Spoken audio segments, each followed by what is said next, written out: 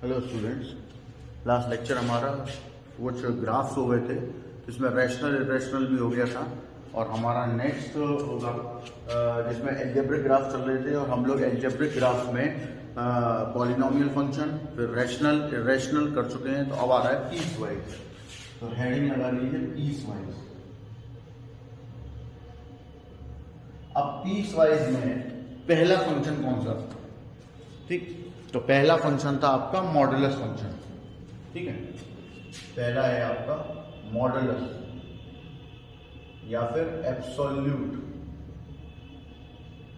Valued function, या तो आप बोलिए मॉडुलस फंक्शन या फिर एब्सोल्यूट वैल्यूड फंक्शन। तो ये आपको दिया हुआ है। अब इसमें सीन क्या रहता है, देखिए f x equal to mod of x, ये आपका एब्सोल्यूट वैल्यूड फंक्शन है। ठीक है, क्या है? Absolute valued function. अब इसमें दो पार्ट्स होते हैं, पहला होता है पॉजिटिव एक्स, दूसरा होता है negative x. X is greater than equal to 0 and x less than 0। ठीक, तो मैंने आपको ये बताया था, पहले भी हम लोग मॉडुलस के बारे में बात कर चुके हैं, कि यहाँ पे जो मॉड की पॉजिटिव वैल्यू बाहर आती है, उसकी रीजन यही होता है कि ये फंक्शन इस तरीके से काम करता है। जैसे फॉर एग्जांपल मैंने आपसे बोला मॉड ऑफ 2 क्या होगा, ठीक, और मुझे ये नहीं पता कि मॉडुलस प्लस देगा या माइनस देगा। ठीक, तो मैं इस फंक्शन का इस्तेमाल करूंगा। तो हम ये देखेंगे कि ये जो x की वैल्यू 2 है, वो इन दोनों में से कहां पर हम चूज कर सकते हैं, मतलब कहां पर लग सकती है। तो 2 इज ग्रेटर देन 0 होगा, लेस देन तो होगा नहीं, इसलिए 2 इज ग्रेटर देन 0। तो इसका मतलब उसके सामने क्या उठा सकते हैं? x उठा सकते हैं, और x की वैल्यू क्या है? 2। तो यहाँ तो पॉजिटिव 2 आ गया। सिमिलरली अगर -2 होता तो अब वो यहाँ नहीं लगता, क्योंकि -2 is always less than 0, not equal to, not greater. तो यहाँ तो बेकार ही हो गया। तो यहाँ क्या आ जाता है? -2 जो है वो लेस देन 0 है, तो उसके सामने हम क्या उठाते हैं? माइनस का x उठाते हैं। अब x की वैल्यू क्या है? -2 है, तो दोनों मिलकर हो गए +2। और यही वजह होती है कि मॉड में आप चाहे पॉजिटिव वैल्यू रख दीजिए या नेगेटिव वैल्यू, आपको पॉजिटिव होकर ही बाहर मिलती है।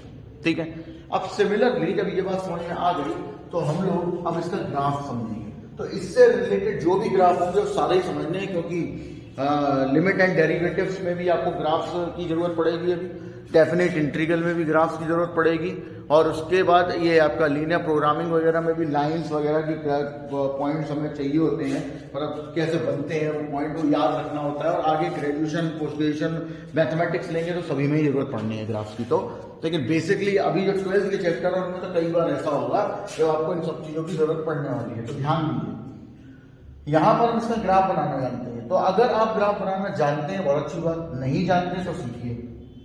देखिए डायरेक्ट बनाने में फायदा ये होता है कि आपको याद कुछ नहीं रखना पड़ता, और आपको बस ये चीज देखनी होती है कि डिजाइन क्या है, शेप क्या है। देखिए मान लो मैं इसको y मान लेता हूं सपोज, ठीक है, तो y बराबर एक बार x आएगा, लेकिन ये y बराबर x कब होगा?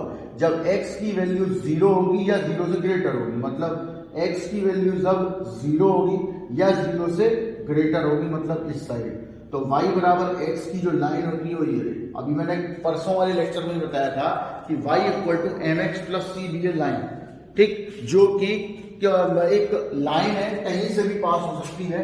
y equal to mx plus c जो है वो ये ऐसी ऐसी कैसी भी लाइन हो सकती है। ठीक है, लेकिन अगर मैं इसमें से c गायब कर देता हूं तो लाइन ओरिजिन से ही पास होगी, क्योंकि प्लस सी का मतलब होता है y axis, positive y axis पर काटा हुआ इंटरसेप्ट उस लाइन के द्वारा। ठीक है, लेकिन अगर वो सी ही गायब हो जाए तो इसका मतलब है कि उस लाइन ने वाई एक्सिस को कहीं कट ही नहीं किया, तो मतलब ओरिजिन से पास हो रही होगी, तभी ऐसा पॉसिबल है। अब अगर m की वैल्यू पॉजिटिव होती है तो लाइन ऐसी, m की वैल्यू नेगेटिव होती है तो लाइन ऐसी जाएगी ओरिजिन से। समझ आ गई बात? इस चीज का विशेष ध्यान रखें।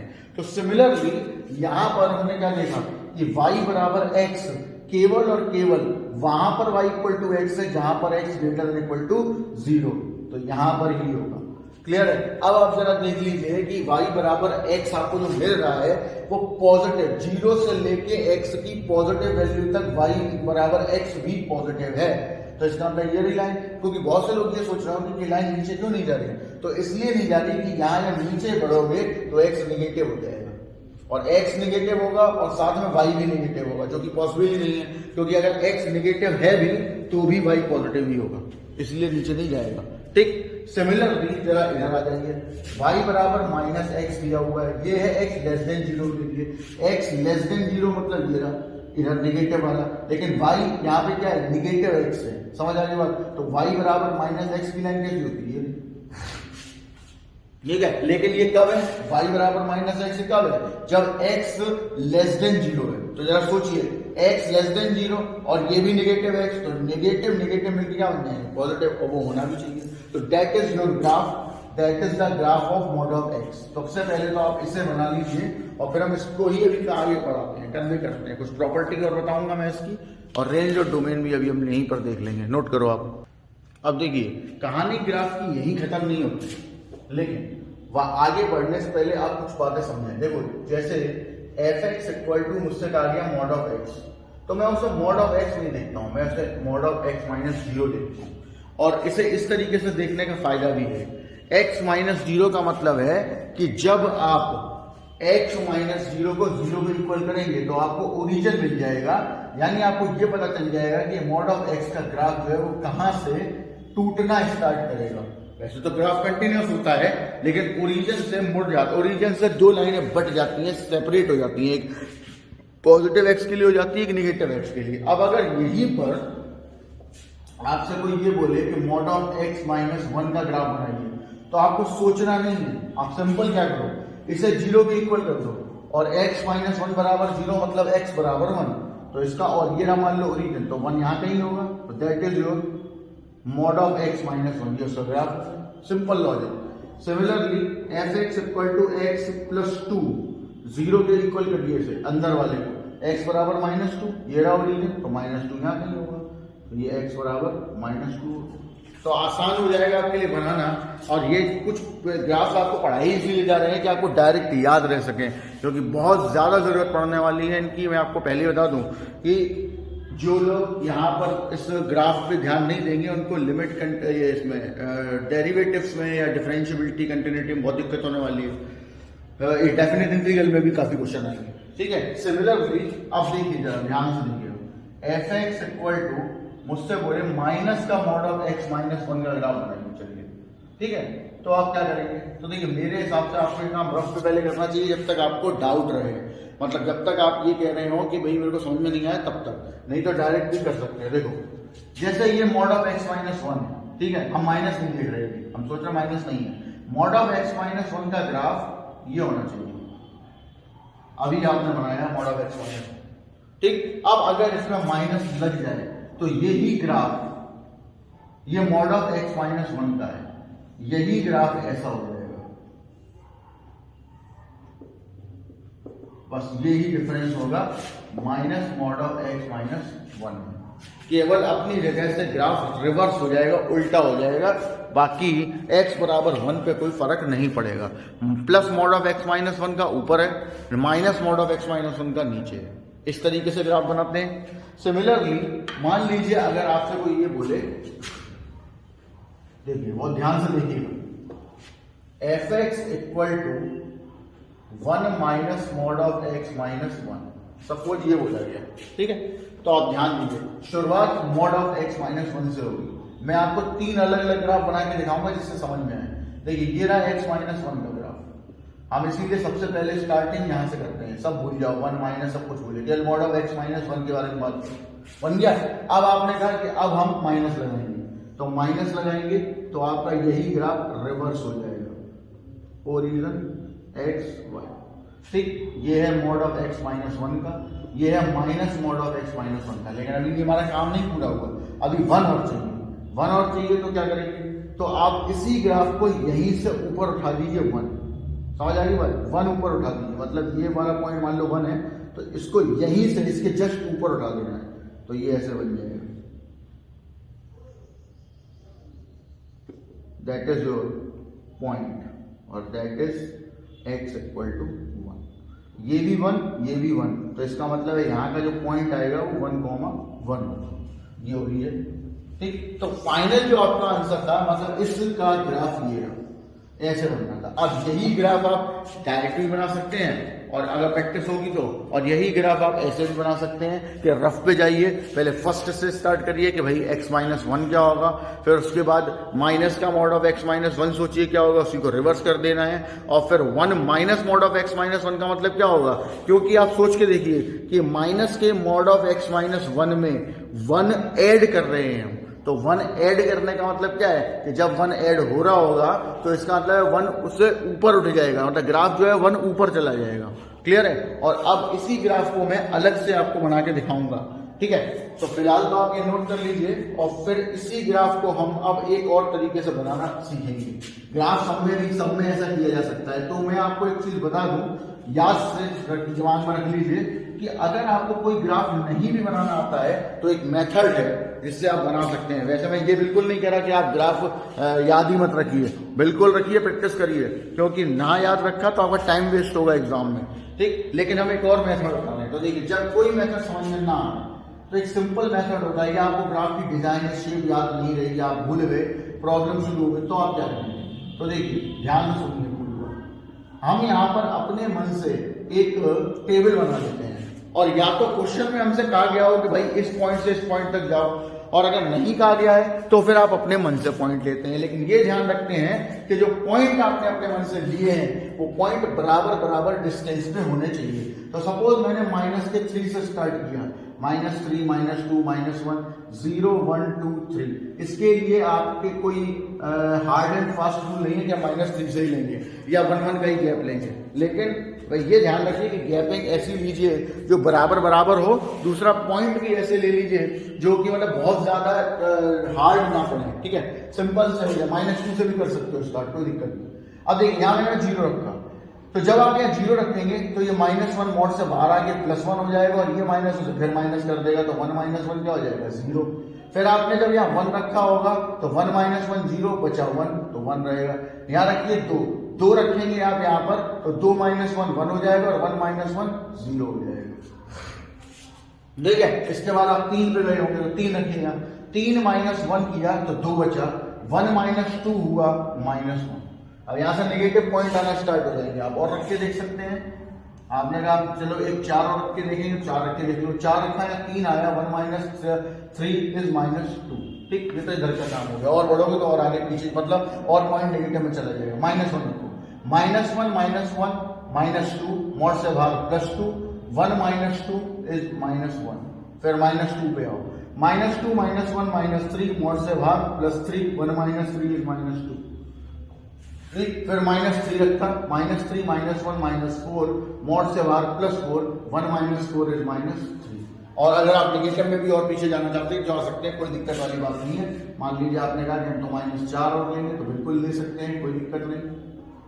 पॉइंट आपकी मर्जी पर डिपेंड है। -4 रखा, -4 -1 किया, माइनस का 5 हो गया, 1 - 5 हो गया, माइनस का 4 हो गए सारे पॉइंट। अब आप इसको प्लॉट कर लीजिएगा।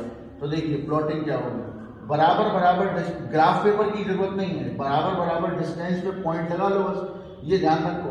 लेकिन इसमें कोई ग्राफ पेपर की जरूरत नहीं है, आपको सिंपल, और ये ऐसे ही बनाने आने चाहिए, क्योंकि उसमें इसमें कैलकुलस में जब आप एरिया पढ़ रहे होगे तो उसमें ग्राफ पेपर नहीं मिलता है, ठीक है? तो आपको ऐसे बनाना पड़ता है, ध्यान रखिएगा कि ऐसे बनाने आने चाहिए। बस आपकी लाइंस बराबर बराबर पॉइंट दिख रही है, ध्यान रखना। देखो, 0 पे 0 था, फिर उसके बाद 1 पे 1 हो गया, फिर उसके बाद 2 पे 0 हो गया, फिर उसके बाद 3 पे -1 हो गया, 4 पे -2 हो गया, ठीक? इसको मिला दिया, ये देखिए मिला दिया, और ये ऐसे ही आगे बढ़ेगा, और मतलब ये रुकेगा नहीं, क्योंकि हम लोगों ने 4 तक ही लिए हैं, इसलिए 4 तक आपको दिख रहा है, बट ये और ऐसे ही आगे बढ़ता चला जाएगा, उससे कोई फर्क नहीं पड़ता। हमें तो मेन अपने पॉइंट बताना देखना है।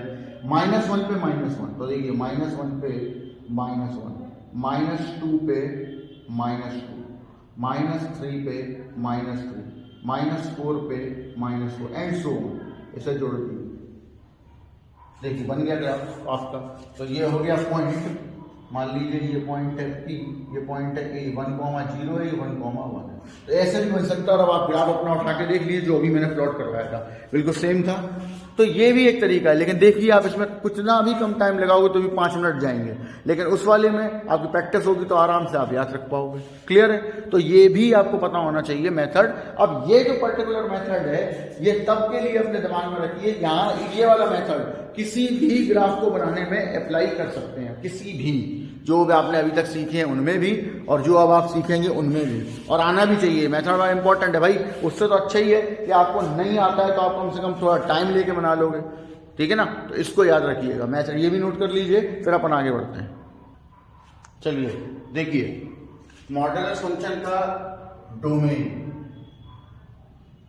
तो मॉडुलस फंक्शन का डोमेन क्या होता है, अब वो आपको मैं अच्छी तरीके समझा चुका हूं पुराने उसमें कि हम डोमेन निकालते हैं तो क्या करते हैं। तो ये आएगा रियल नंबर्स, क्योंकि यहाँ मॉड के अंदर आप कोई भी रियल नंबर रख सकते हैं। ये किसी भी रियल नंबर के लिए डज नॉट एग्जिस्ट नहीं होगा। क्यों नहीं होगा डज नॉट एग्जिस्ट? क्योंकि यहाँ पर x ना तो आप इंफिनिटी कर पाओगे, ना 0.0 बना पाओगे, और ना ही अंडर रूट है तो माइनस है, तो प्रश्न नहीं उठता, तो बेकार हो गया। और रेंज क्या होगी? तो देखिए, मॉड से बाहर always gives, mod always gives negative positive value. तो पॉजिटिव वैल्यू मतलब कि स्टार्टिंग होगी 0 से और जाएंगे प्लस इंफिनिटी तक, और यहाँ 0 मिलेगा, क्योंकि 0 रखोगे तो 0 मिल रहा है। तो पॉजिटिव वैल्यू जो है वो आपको 0 से स्टार्ट कर जाएंगी, नीचे कोई नंबर नहीं मिलेगा 0 से, तो 0 से स्टार्ट करिए और प्लस इंफिनिटी जाइए। यहाँ पे काफी लोग ऐसा भी लिख देते हैं पॉजिटिव रियल यूनियन विद 0, ठीक, ये ऐसे भी लिख सकते हैं, वो यहाँ पे प्लस लगा लो या यहाँ पे प्लस लगा लो, इसमें कोई खास फर्क पड़ने वाला नहीं, ठीक है। तो पॉजिटिव रियल यूनियन 0 ऐसे भी लिख देते हैं। तो ये भी सही है कि पॉजिटिव रियल आ रहे हैं और उसके साथ 0 भी आ रहा है, क्योंकि पॉजिटिव, बहुत से लोग क्या करते हैं कि पॉजिटिव रियल लिख लेते हैं ऐसे ही और छोड़ देते हैं। तो मैं बता रहा हूं आपको कि ऐसा नहीं होता, क्योंकि जो 0 होता है वो ना तो पॉजिटिव होता ना नेगेटिव होता, नॉन नेगेटिव होता, तो ऐसे ही लिखना होगा। तो या तो ऐसे लिखिए या ऐसे लिखिए, दोनों ही सही है। तो that is the domain and range of the modulus function, ठीक है। अब इसकी कुछ प्रॉपर्टी थी तो वो भी अब मैं साथ के साथ बताता चलूंगा, जहां जो जिसकी चीजें आती रहेंगी वो बताता चलूंगा। प्रॉपर्टी भी थी, याद रखनी है प्रॉपर्टी, हम लोग यूज कर चुके हैं, अभी रिलेशन वगैरह में आगे भी यूज होंगी, तो ध्यान से देखिए, डोमेन रेंज में भी काफी यूज किया था। प्रॉपर्टी क्या है? पहली प्रॉपर्टी है कि भाई mod of x, if mod of x less than equal to a, तो बता चुका हूं मैं कि एक्स जो है वो प्लस ए और माइनस ए के बीच में बिलोंग करेगा। ये बात मैं आपको बता भी चुका हूं, लिखा भी चुका हूं, समझा भी चुका हूं पूरा डिटेल में। दूसरी प्रॉपर्टी होती है कि if mod of x is greater than equal to a, तो यहां आता है कि भाई यहां दो कंडीशन ऐसी आएंगी कि x is less than equal to minus a और x is greater than equal to plus a, ठीक है। इसको एक बार हम समझा दें तो देख लीजिए आप। देखिए, मैंने बताया आपको ये था कि चाहे ये हो या ये हो, मॉड ऑफ एक्स दो चीजें कंटेन करता है, एक प्लस ए और एक माइनस ए, तो यहाँ पे भी यही होगा। अब प्लस ए से तो हम कुछ सॉल्व कर नहीं सकते, जो जैसा लिखा रहने दो, लेकिन यहाँ हम सॉल्व कर सकते हैं क्योंकि एक्स निगेटिव नहीं होना चाहिए, तो हमें माइनस का मल्टीप्लाई करना पड़ेगा, ठीक। तो देखिए, एक कंडीशन तो आ गई है x less than equal to minus a, और एक कंडीशन आ गई x greater than equal to a. अब यहाँ बहुत से लोग मुझसे पूछते हैं कि सर ऊपर वाले में तो आपने एक्स को कंबाइन कर दिया था, क्यों? इसलिए कर दिया था क्योंकि वहां एक्स कंबाइन हो रहा था। आप देख लीजिए कंडीशन, अगर मैं यही चीज यहां लगा रहा होता तो mod of x less than equal to a का मतलब एक बार लेस और एक बार नेगेटिव वैल्यू लेस, नेगेटिव में माइनस का मल्टीप्लाई करते तो ये आ जाता। अब ये बोल रहा है कि एक्स की वैल्यू माइनस ए से बड़ी होनी चाहिए या बराबर होनी चाहिए, और ये बोल रहा है कि एक्स की वैल्यू ए से छोटी होनी चाहिए या बराबर होनी चाहिए। तो यहाँ देखिए, एक्स हमें ऐसा चाहिए जो माइनस ए से लेकर प्लस ए के बीच में हो, तो ये दोनों एक दूसरे को सपोर्ट कर रहे हैं। लेकिन यहाँ देखिए, दोनों एक दूसरे को सपोर्ट नहीं कर रहे, क्योंकि क्या कोई ऐसा एक्स बता सकते हैं जो माइनस ए से छोटा हो और प्लस ए के बराबर हो? नहीं बता सकते। इस वजह से हमको इसको ऐसे ही लिखना होता है कि ये आपकी प्रॉपर्टी है जो डायरेक्ट याद रखनी होती है। तीसरी प्रॉपर्टी होती है जिसे हम ट्राइंगल इनइक्वालिटी बोलते हैं, और ध्यान दीजिए दोनों ही होती है। वैसे तो प्लस की आपको यूज करवाई है अभी तक हमने, ठीक है, प्लस की ही यूज करनी है, ठीक। लेकिन इसमें एक माइनस की और होती है कि x minus y less than equal to mod of x plus mod of y, ठीक। ये आपको प्रॉपर्टी याद रखनी, क्योंकि इसका हम लोग यूज करने वाले हैं, मतलब हम लोग आगे ये धीरे धीरे यूज करेंगे, तो इसलिए इसका ध्यान रखिए कि जो भी काम आप यहाँ कर रहे हैं वो याद भी रखना है। क्लियर? नोट कर लो। अब चलिए देखिए, पीसवाइज में दूसरा है आपका ग्रेटेस्ट इंटीजर फंक्शन या फिर स्टेप वाइज फंक्शन और या फिर फ्लोर फंक्शन।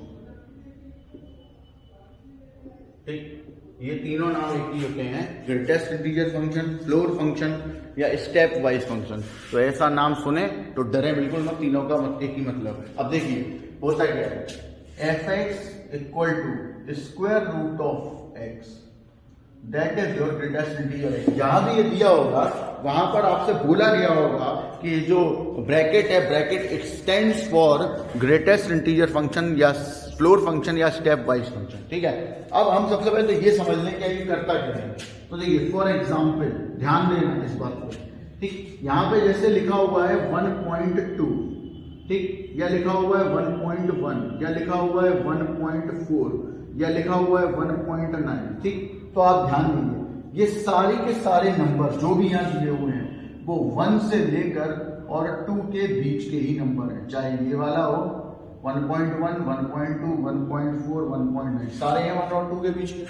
ठीक, तो जो ये फ्लोर फंक्शन है वो क्या करता है, इसमें फ्लोर फंक्शन में कोई इंटीजर काम नहीं करता। इसमें इंटीजर तो जैसा होगा वैसे ही बाहर आ जाएगा, और यहां पर जो काम करते हैं वो नॉन इंटीजर वैल्यूज काम करना स्टार्ट कर देती हैं। और मतलब क्या होता है कि जैसे 1.2 है तो ये 1 से लेके 2 तक जा रहा है। अब ये 1.2 का मतलब बहुत से लोग ये समझते हैं कि 1.2 है इसलिए 1 से 2 जा रहा है। अबे नहीं, 1.2 का मतलब है कि 1 और 2 के बीच का कोई नंबर है ये, तो ये 1 से 2, 1.2 हो तो भी 1 से 2, 1.1 हो तो भी 1 से 2, 1.4 है तो भी 1 से 2, 1.9 है तो भी 1 से 2। समझ आ गई बस, इस चीज का ध्यान रखना। तो 1.2 जो है 1 से 2 के बीच का नंबर है। हमको क्या करना है, हमसे बोला गया फ्लोर फंक्शन या ग्रेटेस्ट इंटीजर फंक्शन, मतलब दोनों इंटीजर्स में से छोटा इंटीजर उठा लेना और यहाँ रख लेना है, तो इन सभी की वैल्यू 1 हो जाएगी। अब अगर यही चीज ऐसे हो जाए कि आपको दिया हो माइनस का 2.1, माइनस का 2.9, इस तरीके से दिया गया हो, तब क्या करें, तो माइनस का 2.1 किसके बीच है, तो माइनस का, बहुत से लोग कहते हैं माइनस का 2.1 ऐसा है, गलत भाई। माइनस में हम उल्टा नहीं चलते, इधर नहीं चलते, इधर इससे इधर जाते हैं, तो -3 की तरफ से आ रहा होगा और -2 की तरफ जा रहा होगा, माइनस का 2.1, और यही माइनस का 2.9 भी ऐसे ही कर रहा होगा, ये -3 से आ रहा होगा और -2 की तरफ जा रहा होगा। क्लियर है, तो दोनों में छोटा इंटीजर कौन है, -3, तो द आंसर इज -3। वो that is called floor function. और अब आप समझ लो कि फ्लोर फंक्शन क्यों कहा गया, वो फ्लोर इसलिए क्योंकि हर बार फ्लोर ही पकड़ता है। आप जा रहे थे 1 से 2 लेकिन इसने 1 पकड़ लिया, आप जा रहे थे -3 से 2 इसने -3 पकड़ा, दैट इज फ्लोर फंक्शन। ठीक, नोट करिए, फिर ग्राफ समझते हैं। चलिए अब ग्राफ की बात कर ले। तो देखिए इसमें क्या होता है, ऐसा ग्राफ भी आप घर पर बना सकते हो, उसमें कोई दिक्कत वाली बात नहीं। F x equal to greatest integer of x. ठीक, देखिए अब मैं ग्राफ आपको इसमें बता ही देता हूं बना के, देखना जरा ध्यान से, आप खुद घर पे ही बना सकते हैं। हम सिर्फ पॉजिटिव वाला भी देख रहे हैं, एक्स है एफ एक्स है। अब इसमें 0 लिया तो 0 के बाद तुरंत 1 मत ले लेना, नहीं तो सब 0 हो जाएगा, या 0 1 1 वैल्यू कोई आना स्टार्ट हो जाएगी। ऐसा मत करो, क्योंकि ग्रेटेस्ट इंटीजर काम नहीं करेगा। तो ऐसे करो, जैसे कोई बीच का नंबर ले लो, अब इससे आइडेंटिकल, जैसे 1/2 ले लिया, फिर 1 ले लिया, फिर 3/2 ले लिया, 2 ले लिया, ऐसे ले लो। ठीक है, आप ऐसा नहीं है कि ऐसे ही लेने हैं 1 के, मैंने बोला ना डिस्टेंस बराबर होनी चाहिए। तो आपने कहा जैसे 0 लिया, 0 के बाद आपने 0.3 ले लिया, तो फिर अगला 0.6 लो, फिर अगला 0.9 लो, डिफरेंस बराबर होना चाहिए, तो ग्राफ सही आ जाएगा। अब ये दिया हुआ है, तो देखिए 0 पे 0, 1 पे 1, 2 पे 2, ठीक, 1/2 पे 0, क्यों, क्योंकि 1/2 मीन्स 0.5, 0.5 बिटवीन 0 to 1, दोनों में छोटा कौन है, फ्लोर कौन है, 0 है, तो 0 is the answer. 3/2 is called 1.5, 1.5 is between 1 and 2, तो फ्लोर इज 1, तो आंसर हो गया 1। क्लियर है, समझ आ गई बात। तो अब इसका ग्राफ क्या होगा, देखिए ये है आपका 1, ये है आपका 2, 2 तक ही गए हम। अब इसमें थोड़ा सा डिफरेंस कर लेते हैं तो आपको दिखाई देगा। देखिए ये रहा 1 और ये रहा 2, ये ऐसे कर लिया। अब 0 लिया, 0 और 1 के बीच में आ गया 1.5, ओ सॉरी 0.5, और इसके बीच में आ गया 1.5, ये 1.5 है, ये 0.5 है। ठीक है, क्लियर है। अब रख लीजिए भाई, 0 पे क्या मिल रहा है, 0, और 0.5 पे भी क्या मिल रहा है 0, इसका मतलब है 0 पे 0 और 0.5 पे भी 0। तो यहाँ पर आपका जो एरो है वो एरो से डिफाइन करिएगा, ये रहा एरो, इसको ऐसे एरो डिफाइन करेंगे और यहाँ पर एक ऐसा रिस्ट्रिक्शन डाल देंगे, ठीक है। ये ध्यान रखिएगा रिस्ट्रिक्शन का, ये हॉलो स्फीयर और डार्क स्फीयर आपने पढ़े होंगे 11th में, ठीक है। वहां आपको बताया गया कि जो हॉलो स्फीयर होता है उसका मतलब है कि वो पॉइंट जो है वो आपको पकड़ना नहीं है, क्योंकि आप वैल्यू 1.2 पे देख रहे थे बट 1.2 पे क्या मिल रही थी 0 मिल रही थी, 1.2 पे तो कोई वैल्यू मिली ही नहीं ना, 1.2 करता है 1.2 पे आपको वैल्यू किधर मिल रही है 0 मिल रही है, यानी कि पीछे की तरफ, यानी पीछे जाना पड़ रहा है, तो उस पर तो कोई वैल्यू नहीं मिल रही, इसीलिए इसको हॉलो कर दिया, ऐसा कर दिया, ठीक है। सिमिलरली अब आप आगे चले, ये 1 था दैट इज कॉल्ड 1, ये था 2।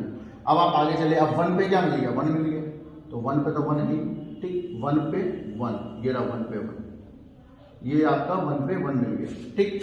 अब क्या है 3/2 मतलब 1.5, 1.5 पे भी 1 है, तो 1.5 पे भी 1 ही मिल रहा है, तो इसको आप हॉलो बना देंगे, ऐसा बना देंगे और एरो पीछे लगा देंगे, क्योंकि 1.5 पे कोई वैल्यू मिलनी चाहिए थी तो बढ़ के मिलनी चाहिए थी, यहाँ वो कम होके मिली है, मतलब पीछे 1 मिली है, तो दैट इज द ग्राफ। अब सिमिलरली 2 पे गए तो 2 पे आपको 2 मिल गया, तो 2 के सामने आपने 2 लगा दिया, ये आपका 2 हो गया।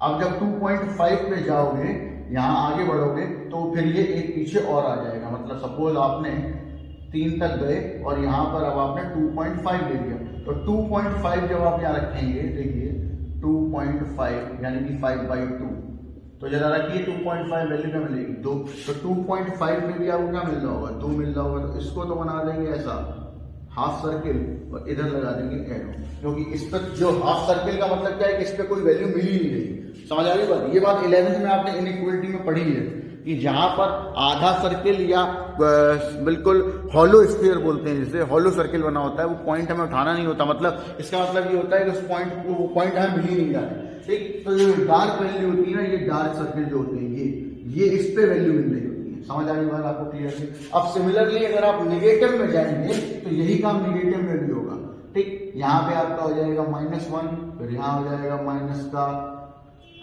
थोड़ा सा इसमें भी ध्यान रखते हैं, ये है आपका 0.5 माइनस का, फिर ये आपका हो गया -1, पॉइंट बड़ा ध्यान से बनाइएगा, थोड़े थोड़े डिफरेंस डालते हुए, -1.5 -2 एंड सो।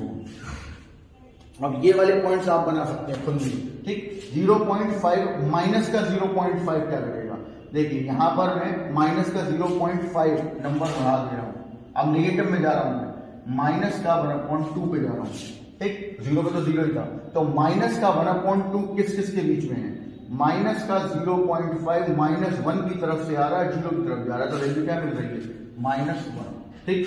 और फिर -1 रखेंगे तब भी -1, तो देखिए जरा यहाँ पे माइनस जो 0.5 पे क्या मिल रहा था -1, तो सपोज वो -1 यहाँ पे, ठीक। तो इसके सामने आपने लगा दिया भैया ये रहा -1 पे माइनस और 0.5 पे -1, लेकिन जब आप -1 पे जा रहे थे तो वैल्यू बढ़ के मिलनी चाहिए, नहीं मिली, वहां पर भी आपको क्या मिल गया -1 मिल गया, -1 पे -1 ऐसा मिल गया।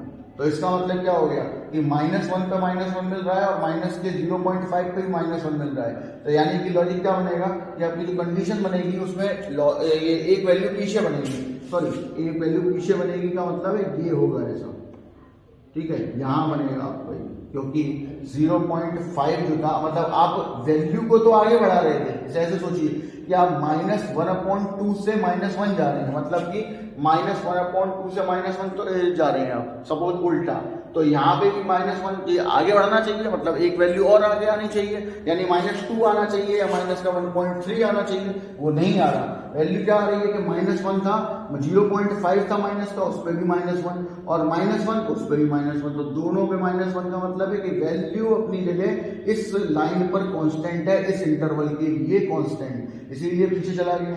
अब सिमिलरली यहीं पर एक काम और करेंगे, अब -1 पे -1 मिल गया था, अब जरा माइनस के 1.5 देख लीजिए, माइनस का 1.5 आपको ग्रेटेस्ट इंटीजर में लाके क्या दे देगा, -2 से -1 जा रहा होगा, -2 दे देगा, और जब -2 लगाओगे तब भी -2 होगा, फिर वही कहानी -1.5, तो उस पर आप जरा -2 लगा लिए, मान लीजिए यहाँ पे ये आ रहा है, सपोज ये है वो।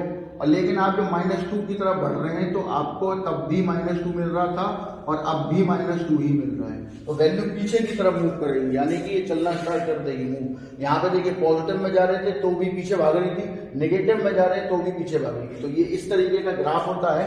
आप चाहे डेस्मोस एक सॉफ्टवेयर आता है मोबाइल ऐप पे, उस पर ये डाल के देख सकते हैं ग्रेटेस्ट इंटीजर फंक्शन, तो आपको ग्राफ वहाँ दिख जाएगा। लेकिन बनाने का जो तरीका है वो यही है, और आपको बुक में डायरेक्ट बने हुए मिलेंगे, लेकिन ये आपको मैंने बनाना सिखा दिया है कि ऐसे बनाया जाता है, नोट कर लीजिए सर। अब देखिए इसमें एक होता है आपका नेक्स्ट का स्मॉलेस्ट इंटीजर फंक्शन, स्मॉलेस्ट या फिर लीस्ट इंटीजर फंक्शन, या फिर सीलिंग फंक्शन भी बोलते हैं इसे। जैसे उसे फ्लोर बोल रहे थे ना, इसको सीलिंग बोलते हैं, ठीक है। लीस्ट इंटीजर फंक्शन या फिर सीलिंग फंक्शन, ठीक है। जैसे आपने बोला हुआ था फ्लोर फंक्शन, वैसे यहाँ पे सीलिंग फंक्शन होगा। तो इसमें क्या होता है कि आपका अपना डिफाइन करने का एक मेथड होता है, जैसे वहां पर था वैसे यहाँ पर भी होगा सीलिंग फंक्शन में भी। तो यहाँ पे आपको लीस्ट इंटीजर फंक्शन दिया हुआ है या फिर सीलिंग फंक्शन दिया हुआ है, सीलिंग फंक्शन, ठीक। डिफाइन करने का क्या तरीका होता है, या तो आप इसे ऐसे डिफाइन करो और या तो आप इसे ऐसे डिफाइन करो। वहां पर स्क्वायर ब्रैकेट पूरा क्लोज होता है, यहां पर स्क्वायर ब्रैकेट पूरा क्लोज नहीं होगा, ये नीचे से खुला हुआ होगा, क्योंकि दोनों में डिफरेंस बता रहा होगा। तो या तो आप ऐसे लिखो या ऐसे लिखो, तो सीलिंग फंक्शन या लीस्ट इंटीजर फंक्शन। अब इसमें क्या होता है, इसमें उल्टा होगा। देखिए जैसे आपने यहाँ पे ग्राफ बनाया, इसमें उल्टा कहानी चलेगी, ठीक। अब जैसे वहां चल रहा था वैसे यहाँ चलेगा। जैसे यहाँ पे मैंने 1.2 लिखा, तो ये 1 से 2 की तरफ जा रहा है, तो अब आपको आंसर 2 मिलना स्टार्ट हो जाएगा। 1.9 लिखा, आंसर 2 मिल जाएगा। 2.3 लिखा, सॉरी 2.3 है या 2.4 है, कुछ भी ले लो, तो वो 3 दे देगा, क्योंकि आप सीलिंग है मतलब आगे टच करेगा। माइनस का 4.6 है सपोज, तो माइनस का 4.6 कहां से आ रहा है, -5 की तरफ से, और -4 की तरफ जा रहा है, तो -5 और -4 में बड़ा कौन है, -4, तो -4 मिल जाएगा, ठीक। सिमिलरली यहाँ देखिए, आपने यहाँ पे 0 से स्टार्टिंग करी, 0 से 0 मिल गया, फिर आप गए होंगे 1 पे, बीच में आया होगा 1/2, तो जब आप 1/2 पे गए मतलब 0.5 0 से 1 की तरफ जा रहा, सीलिंग 1 है तो 1 मिलेगा। अब 1 पे तो 1 ही रहेगा, कोई चेंज नहीं होना। 1.5 पे गए होगे तो 1.5 1 से 2 की तरफ जा रहा है तो 2 हो गया, 2 पे 2 ही मिलेगा, ठीक। तो कहानी है पॉजिटिव की हो गई, नेगेटिव में भी ऐसा ही होगा। माइनस का 1/2, तो माइनस का 1/2 मतलब माइनस का 0.5, ये है -2 से आ रहा है -1 की तरफ जा रहा है, वैल्यू मिलेगी -1, -1 पे तो -1 मिल ही जाएगा। सिमिलरली माइनस का 3/2 या 1.5, तो 1.5 माइनस का -3 की तरफ से आ रहा होगा और -2 की तरफ जा रहा होगा, ठीक है। तो इसका मतलब क्या हो गया, वैल्यू क्या मिलेगी, -2, और जब -2 रखोगे तो भी -2, ठीक। तो ये बन गया आपका टेबल आप बना सकते हैं, कोई दिक्कत नहीं। अब इस टेबल के हिसाब से ही अगर हम काम करें तो यहाँ पे आया आपके पास एक 1 आया, एक 2 आया, बीच में पॉइंट आ गया, फिर एक बीच में पॉइंट ये वाला डाल दिया, फिर इधर भी ऐसे ही 1 आया, 2 आया, बीच में एक पॉइंट ले लिया, ये आपका पॉइंट हो गया, ठीक है। ये पॉइंट जो बीच में बनाए वो 0.5 वाले, 0 पे 0, फिर 1/2 पे, इसमें -1/2 था, वो -1 से 0 जा रहा था, तो यहाँ पे भी 0 मिलना चाहिए, क्लियर है। और -2, माइनस का 1.5, -2 से -1 की तरफ जा रहा होगा, -2 से -2 से मतलब -1 मिलेगा ना, -1 इज दैट पॉइंट -1। अब सही है, सही कर लेना इसको, ठीक है। और लिख गलत गया था तो इसलिए कोई उसमें दिक्कत वाली बात नहीं है। आप ये समझ लीजिए कि वो तरीका मैंने आपको समझा ही दिया है कि अब यहाँ वैल्यू सीलिंग वाली पकड़ेगा, मतलब आगे वाली पकड़ेगा।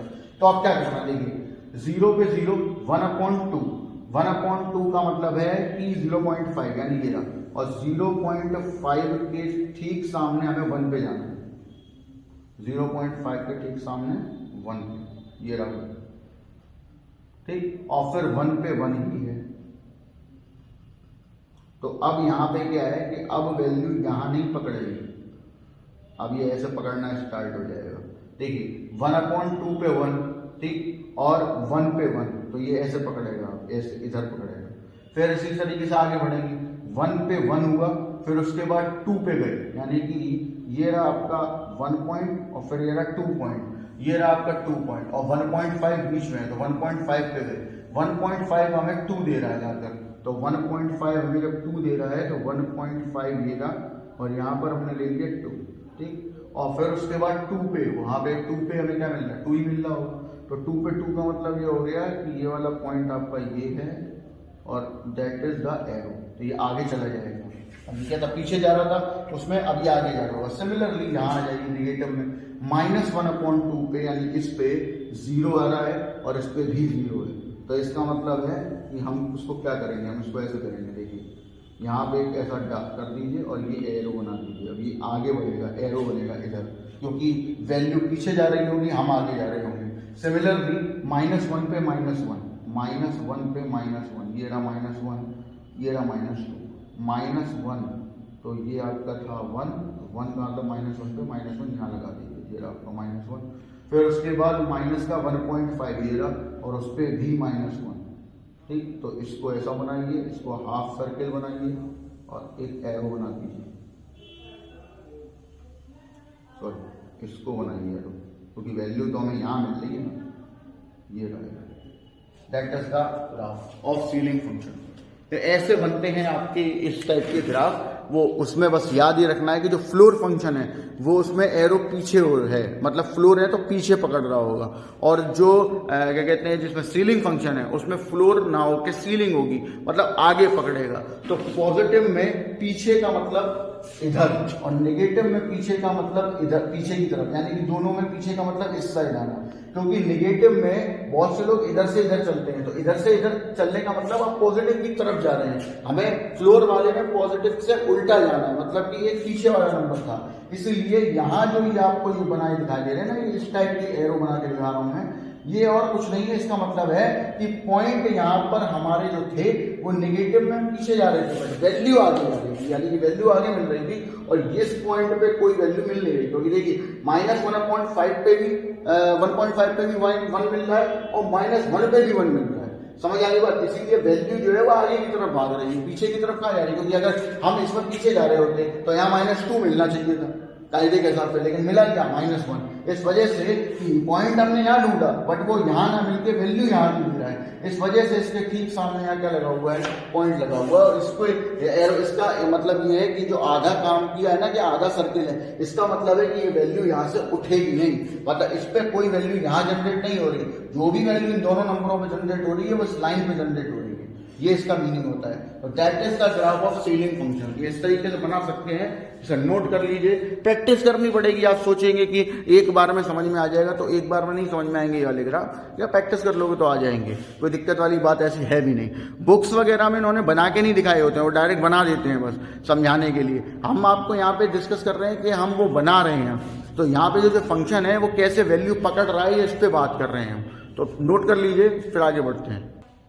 देखिए इसमें फिर एक होता है फ्रैक्शनल पार्ट फंक्शन, लिखा होगा आपके पास फ्रैक्शनल पार्ट फंक्शन, जिसको हम लोग डिनोट करते हैं fx equal to curly bracket of x से, जिसका मतलब x minus mod of x, sorry x minus greatest integer of x होता है। ये इसका फॉर्मूला है, आप याद रखिए। अब इसमें भी क्या करना है, जैसे 1.2 है और इसका फ्रैक्शनल निकालना है, तो यहाँ रख दो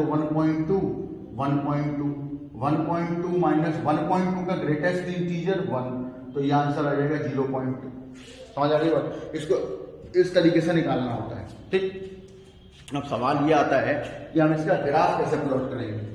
तो देखिए इसका ग्राफ और थोड़ा सा टफ ही होगा, आसान तो नहीं है पर टफ ही है, तो इसलिए जरा ध्यान से समझिएगा क्या करना क्या होता है। देखिए यहां पर ये रहा ओरिजिन, और यहां पर हम एक लाइन डाल देते हैं x बराबर 1 की, क्योंकि इसकी इस ग्राफ की खास बात ये होती है कि इसकी जो रेंज होती है ना वो 0 से 1 के बीच में ही होती है। इसकी रेंज 0 से नीचे नहीं जा रही और 1 से ऊपर नहीं जा रही, ठीक। जो इंटीजर होंगे उन पे ये हमेशा 0 दे रहा होगा, ठीक। देख लो आप 1 रखोगे 0 मिलेगा, -1 रखोगे तो भी 0 मिलेगा, -2 रखोगे तो भी 0 मिलेगा, माइनस का 100 रखोगे तो भी 0 मिलेगा, मतलब कि ये वैसी वैल्यू है इंटीजर। अब जो नॉन इंटीजर होती हैं वो किसी भी सूरत में 0 से 1 से ऊपर नहीं जाती, 1 के अंदर ही रहती है। तो अब इसमें मिलते कैसे, वैल्यूज कैसे मिलती हैं, ठीक है। तो ये आपकी जो है वो 1 की लाइन है, x बराबर 1 की लाइन। बहुत ध्यान से समझना क्योंकि लोगों को ये बात समझ में आती नहीं है जल्दी, ठीक है। ये जो 3 ग्राफ अभी आपको बताइए ना, greatest integer, smallest integer, fractional, ये थोड़े टफ होते हैं, इन्हें याद रखना होता है, ठीक है। अब याद रखने के लिए रट्टा मारना तो नहीं पड़ेगा, तो आपको बनाना सीखना पड़ेगा। क्योंकि ग्रेटेस्ट इंटीजर वो जो पीछे भागे, स्मॉलेस्ट इंटीजर वो जो सीलिंग पकड़े आगे भागे, फ्रैक्शनल पार्ट ये है। अब इसमें ऐसा नहीं होता, इसमें देखो क्या होता है, देखिए ये है 1, ये रहा 2 और ये बीच में पड़े हैं 0 से लेके 1 तक के बीच के रियल नंबर, ठीक। अब हम इन्हीं के कायदे के हिसाब से काम करेंगे, जो भी हमारा कायदा होगा इन्हीं के हिसाब से चलूंगा मैं, ठीक। जैसे 0 से 1 जाना है, फिर 1 से 2 जाना है, बीच में हमें मिल गया 1/2 और यहां मिल गया 3/2, ठीक। नेगेटिव की बात कर लेते हैं, तो नेगेटिव में भी सेम ही काउंट करेंगे हम। यहाँ पर 1 हो गया -1, that is called -1/2, that is -3/2 and that is -2। ये इस तरीके से चल रहे हैं। इसमें ऐसा नहीं है कि यही पॉइंट है और भी बीच में रियल नंबर्स हैं, there are infinite real numbers between 2 consecutive integer, लेकिन हमें जिसकी जरूरत पड़ेगी हम वो उठा लेंगे, ठीक। उसी के हिसाब से मैं काम करूंगा। तो देखिए अब इसमें क्या है, इसमें जब आपने यहाँ 1 रखा तो 1 पे 0 आ गया, 1 रखो यहाँ, 1 - 1 0, तो 1 पे तो 0 है, 0 - 0 0, ठीक। 0 पे 0 मिल रहा है। अब क्या है भाई, 0.5 रखो, मतलब 1/2 रखो, 1/2, यहाँ पे भी 1/2, 1/2 मतलब 0.5 और 0.5 का ग्रेटेस्ट इंटीजर 0, तो क्या मिल गया, 0.5 मिल गया। इसका मतलब है कि ये है आपका 0.5 का पॉइंट। देखो 0 से 1 की तरफ जाते समय जब 0.5 आया तो आपको एक वैल्यू यहाँ मिली। अब जरा ध्यान देना मेरी बात है, पूरी बात पे। अगर आप 0.5 से छोटी वैल्यू रखते हैं, जैसे आपने 0.4 रखा होता, ध्यान देना 0.4 रखा होता तो ये 0.4 हो जाता। 0.4 ग्रेटेस्ट इंटीजर के अंदर 0 होता तो 0.4 ही मिलता।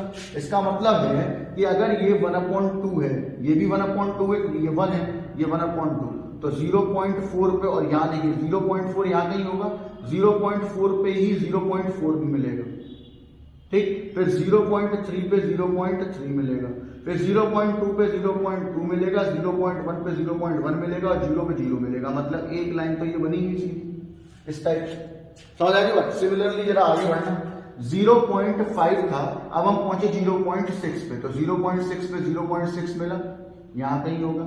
0.7 पे 0.7 मिला, यहाँ कहीं होगा।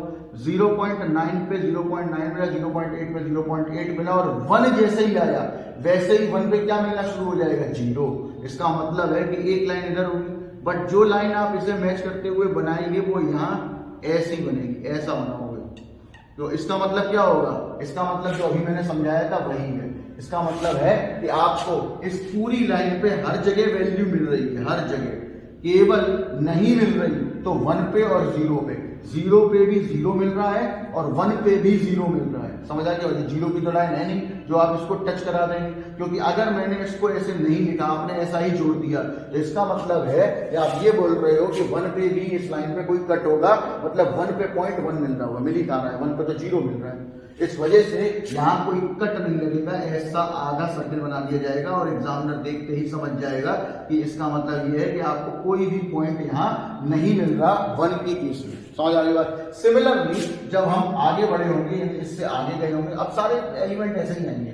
अब इस पे क्या था, 1 पे 0 था, तो अब 2 पे भी 0 होगा, ठीक है, 2 और 2, तो अब क्या होगा, अब आपकी लाइन जो होगी वो ऐसे ही मूव करती हुई जाएगी 2 के सामने तक, और यहाँ पे भी आपको एक आधा चंद्रमा टाइप का मिल जाएगा, ठीक।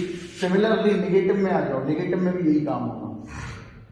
अब देखिए -1/2 पे आप रखेंगे तो माइनस का 1/2 रखो जरा, माइनस का 1/2, ये हो गया माइनस का 0.5, और ये 0.5 है माइनस का, ये -1 से 0 जा रहा है तो -1 देगा, -1 जब बाहर आएगा तो +1 हो जाएगा, और 1 में से 0.5 जाएगा तो 0.5 बचेगा। इसका मतलब है यहाँ भी 0.5 पे 0.5 ही मिल रहा होगा, -1 0.5 पे 0, और -1 रखोगे तो 0 हो गया, तो यहाँ तो 0 ही मिल रहा है। और बाकी मैं समझा चुका हूँ कि बीच में जो भी पॉइंट रखोगे वो पॉइंट आपको मिलेंगे, तो ये इससे मैच कर जाएगा, ठीक। लेकिन ये यहाँ पे क्या है, आधा होगा, क्योंकि 0 पे 0 ही मिल रहा है। सिमिलरली यहाँ पर भी ऐसा ही होना है, समझ आ गई बात? यहां पर भी ऐसा ही करना है, ये ध्यान दीजिए। समझ आ गई बात? और अब इसमें एरो ऐसे लगेंगे, यहां लगेंगे एरो। समझ आ गई बात? That is the graph of fractional part function. मैं जानता हूं समझना कठिन है, टफ है। आप जब तक घर पे बैठ के इसे सॉल्व नहीं कर लोगे अपने आप से, तब तक समझ में नहीं आएगी। और इसके लिए आपकी पिछली 11th की लीनियर इनइक्वालिटी क्लियर कट आपको आनी चाहिए, तभी आपके समझ में आएंगी चीजें। तो उसको एक बार पढ़ लीजिए, जो मैंने पिछले साल पढ़ाया था, और फिर ग्राफ बनाइए, बन जाएगा, कोई दिक्कत नहीं है। ठीक है, तो that is your fractional part function. इसे नोट कर लीजिए। एक और बताऊंगा, उसके बाद नेक्स्ट फिर शुरू हो जाएंगे ट्रांसेंडेंटल, वो कल से स्टार्ट होंगे। अब देखिए, एक इसमें सिग्नम फंक्शन और था, वो और देख लीजिए फटाफट से। और आज आप सिग्नम फंक्शन तक जितने भी मैंने कल से आज तक ग्राफ बनाए सबकी प्रैक्टिस कर लें, सबकी। शेप डिजाइन का ध्यान रखें, कोई जो कर्व, बस मैंने आपको एक डिजाइन दी हुई है, ये याद रखना है कि कोई कर्व ऐसा मत कर देना कि तुम अपनी तरफ से इसमें बना दे रहे हो। जैसे बहुत से लोगों को क्या होता है कि उनसे बोलो पैराबोला बनाओ, तो वो पैराबोला ऐसा बना देते हैं। तो ऐसा तो नहीं होता है, तुम्हारी छत की डिजाइन नहीं बना रहे तुम। यहाँ पर पैराबोला है तो पैराबोला दिखना चाहिए कि वो पैराबोला है, तो दैट इज द पैराबोला। और ये कर्व की तरह खुलता है, ऐसा खुलता है, ऐसे सीधी पैरेलल लाइन नहीं हो जाती है। समझ आ गई बात? सिमिलरली अगर ये एक्स स्क्वायर का है तो एक्स की पावर जो 4 होगा उसमें थोड़ा सा ट्विस्ट दे दीजिए बस। अब बहुत ज्यादा ट्विस्ट नहीं दे देना है, तुमने बहुत ज्यादा ट्विस्ट दे दिया, मैंने तो तुम्हें दिखाने के लिए ट्विस्ट दिया हुआ था। अगर एक्स की पावर 6 का है तो ये एक्स की पावर 6, ठीक है ना, ये एक्स की पावर 6 है। एक्स की पावर 8 का है तो ये एक्स की पावर 8 है, ये एक्स की पावर 8 है। अब बहुत से लोग क्या कर रहे होंगे, उन्होंने एक्स की पावर 8 जैसे मैंने अलग से बनवाया तो उन्होंने एक्स की पावर ऐसा बना दिया, तो बेटे कद्दू नहीं बनाना, ठीक है ना। अब फिर उसके बाद फिर उन्होंने बोला कि ये लाइन खींच दी सर मैंने, तो ये फंक्शन ही नहीं है, 2 पॉइंट पे कट कर रहा है, एक्स की 1 वैल्यू पे वाई की 2 वैल्यू मिलेंगी। तो तुमने बनाया ही ऐसा है कि 2 वैल्यू मिलेंगी, इतना थोड़ा ना मुड़ा होगा, क्योंकि इस हिसाब से अगर हम एक्स की पावर 16 पे पहुंचेंगे तो वो सर्किल ही हो जाएगा। समझ बात? ऐसा नहीं है, इतना नहीं मुड़ा है। ये सारे के सारे जो भाई बंधु है ना, वो एक्स स्क्वायर के ही हैं, तो बिल्कुल वैसी ही शेप रखेंगे, बस थोड़ा थोड़ा कर्व देना है, जिससे कि सब अलग दिखाई देगा। मैं सबको सेम दिखा दूंगा तो आपको दिखेगा ही नहीं कौन सा एक्स स्क्वायर कौन सा एक्स की पावर 4, इसलिए वहां पे ऐसा दिखाया गया। तो आपकी शेप एक जैसी ही होगी, ठीक है ना, कि फर्स्ट और सेकंड में होंगे थोड़े कर्व होंगे, बहुत ज्यादा कर्व नहीं लेना होता है। ठीक, सिग्नम फंक्शन। सिग्नम फंक्शन बोले तो f x equal to s g n of x, मतलब ऐसे लिखते हैं सिग्नम। और इसका बेसिकली मीनिंग क्या होता है कि x is greater than 0 plus 1, x equal to 0 0, x less than 0 minus 1। ठीक, या बहुत से बुक्स ऐसा भी लिखती हैं कि mod of x upon x when x not equal to 0, और जब x 0 होगा तो वैल्यू भी 0 होगी। अब बहुत से लोग इसी में कंफ्यूज हो जाते हैं, वो कहते हैं सर अगर x बराबर 0 पे 0 कहाँ है, x बराबर 0 पे तो 0 अपॉन 0 है। तो मेरे भाई क्या लिखा हुआ उसको देखो आप, x नॉट इक्वल टू 0 पे ये है, x इक्वल टू 0 पे तो वैल्यू 0 है, 0 से कहीं जा ही नहीं रही। समझ आ गई बात? तो ये बहुत सारी बुक्स हैं जो इस तरीके से भी लिख देती है। सबसे पहले तो आप इसे राइट डाउन करें, फिर ग्राफ बनाते हैं। ठीक, अब इसका ग्राफ तो बहुत ही सिंपल है, इसमें तो कुछ सोचना ही नहीं है।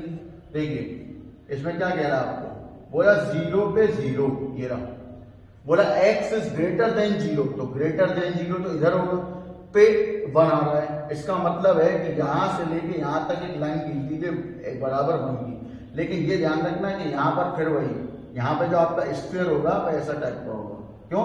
क्योंकि 0 पे 0 ना, यहाँ पे देखिए x ग्रेटर देन 0 से शुरू हुआ है बनाना, लेकिन 0 पे 0 का मिल रहा है, यहाँ पे 0 पे 1 तो मिल नहीं रहा, तो इसीलिए यहाँ पे हॉलो बनाएंगे। सिमिलरली एक -1 का बन जाएगा, और यहाँ पर सेम ये ओरिजिन है मतलब 0 है, तो यहाँ पर भी कोई वैल्यू नहीं मिलेगी, तो यहाँ पर भी आप एक हॉलो स्फीयर टाइप का या आधा सर्किल टाइप का बना देंगे। That is the signum function, graph of signum function.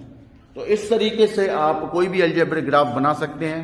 अब आप घर पे जाके प्रैक्टिस करिए, और कल वाले में लेक्चर में फिर मैं ट्रांसीडेंटल ग्राफ की बात करूंगा, जिसमें टिग्नोमेट्रिक ग्राफ्स पहले आएंगे। ठीक, मोस्ट इंपॉर्टेंट है, तो टिग्नोमेट्री पढ़ के आना, थोड़ा सा कॉन्सेप्ट पढ़ के आना। ओके, चलिए आज के लेक्चर के लिए खत्म करते हैं।